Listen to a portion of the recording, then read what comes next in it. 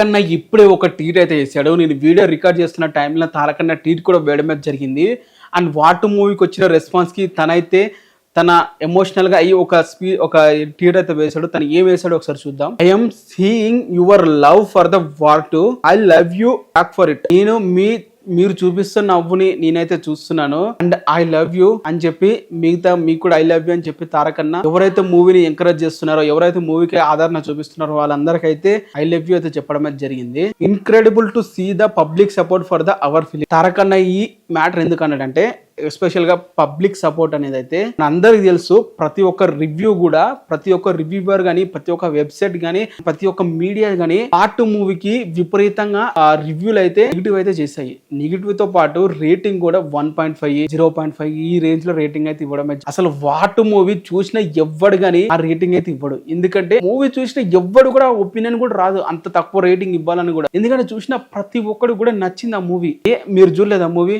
ఈ వీడియో చూస్తున్న ఎన్టీఆర్ ఫ్యాన్స్ కానీ, లేకుంటే మహేష్ బాబు ఫ్యాన్ కానీ, పీబీ ఫ్యాన్స్ కానీ, లేకుంటే రామ్ చరణ్ ఫ్యాన్స్ కానీ, ఎవరు కానీ పార్ట్ మూవీ చూసిన తర్వాత 1 పాయింట్ రేటింగ్ ఇవ్వడానికి ఇస్తే మీరు ఒప్పుకుంటారా చెప్పండి? అసలు ఆ రేంజ్ లో ఉన్న మూవీకి ఇంత తక్కువగా రేటింగ్ ఇవ్వడం అనేది చాలా అవమానం. అసలు మూవీ ఇండస్ట్రీ ఇలాంటి మూవీస్ రావాలంటే కూడా రాకుండా చేసే పనులు అయితే చేస్తున్నారు రివ్యూవర్స్. అండ్ ఇప్పుడు తారకన్న కూడా for film which made with lot of fashion, let's go.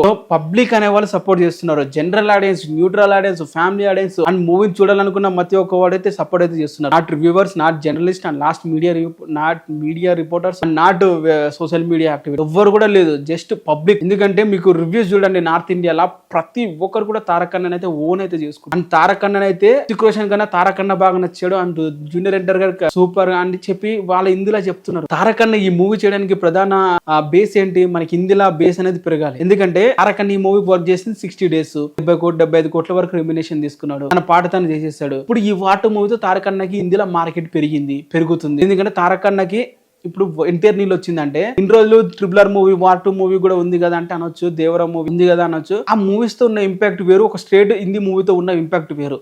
ఎందుకంటే ఈ మూవీని ఇందులో ఉన్న ప్రతి ఒక్క ఆడియన్స్ చూస్తారు. ఇలాగే స్పై యూనివర్స్ ఉన్న మూవీ కాబట్టి ఇంకా ఎక్కువ ఆడియన్స్ చూసే అవకాశం ఎందుకు ఉంది, ఇంకా ఎక్కువగా ఆడియన్స్ చూసే అవకాశం ఉంది. అని ప్రతి ఒక్కరు కూడా జూనియర్ ఎన్టీఆర్ ని ఓన్ చేసుకోవడం స్టార్ట్ చేస్తారు. నెక్స్ట్ వచ్చే మూవీకి విపరీతమైన మనకి ఓపెనింగ్స్ కూడా వస్తాయి హిందీ నుంచి. చూడండి, దేవర మూవీకి 77 crores అయితే వచ్చింది నెట్. నెక్స్ట్ వచ్చే ఎన్టీఆర్ నీలి మూవీతో మినిమం 30 crores. ఈ వార్ 2 కన్నా ఎక్కువగా రాకపోతే ఛానల్ ఆ రోజు డిలీట్ అయితే చెప్తున్నా కదా. ఆ రేంజ్ లో అయితే వస్తాయి ఈ ఎన్టీఆర్ నీలి మూవీకి. నేను గట్టిగా నమ్ముతున్నాను. సో లెట్స్ గో అని చెప్పి తారకన్న అయితే ట్వీట్ అయితే చేశాడు. సో పబ్లిక్ ని నమ్ముకుంటున్నారు, జనరల్ ఆడియన్స్ ని నమ్ముకుంటున్నాడు, మరి ఇంకెవ్వరిని కూడా కాదు. ఎందుకంటే యశ్రాజ్ ఫిల్మ్స్ వాళ్ళు కూడా ఒక్క రూపాయి కూడా ఎవ్వరు కూడా ఇవ్వకుండా, ఎటువంటి ప్రమోషన్ చేయకుండా, అసలు హీరోలతో ఎటువంటి ఇంటర్వ్యూలు చేయకుండా మూవీని రిలీజ్ చేస్తారంటే వాళ్ళకున్న కాన్ఫిడెన్స్ వేరే లెవెల్. అదే ప్రమోషన్స్ ఇవన్నీ చేస్తుంటే ఓపెనింగ్స్ నెంబర్స్ వేరేగా ఉండేవిలే. కానీ తారకన్న ట్వీట్ గురించి మీకు ఎలా అనిపించింది కింద కామెంట్ అయితే